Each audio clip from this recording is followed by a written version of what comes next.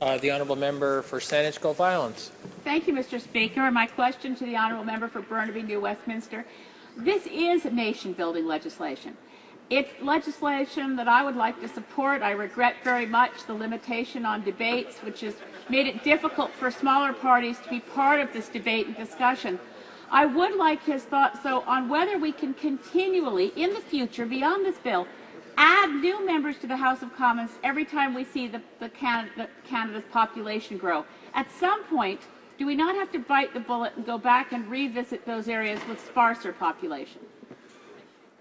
The honourable member for Burnaby New Westminster. I thank the member for her question, and I think there's two parts to what she's asking. First is the issue of the seat itself in the House. Can we keep adding members in the House of Commons? Well, Mr. Speaker, I would like to say in other parliaments on this globe, there aren't seats, there are benches. And as I've mentioned earlier, Mr. Speaker, the important work that members of Parliament do isn't so much the speaking. I certainly don't need to have this desk. I can sit on a bench and stand and speak. It's what we do in our ridings across the country serving our constituents that is absolutely vital. And so the important aspect of additional representation means that there are more members of Parliament there to advocate strongly, hopefully, on behalf of their constituents. And if they're not advocating on behalf of their constituents, they don't deserve to be in this House.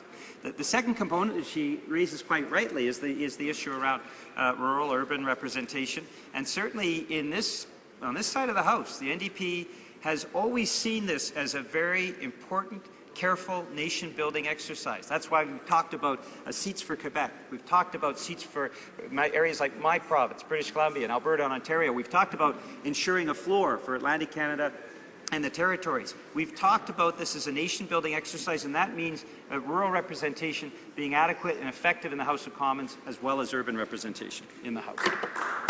Questions and comments?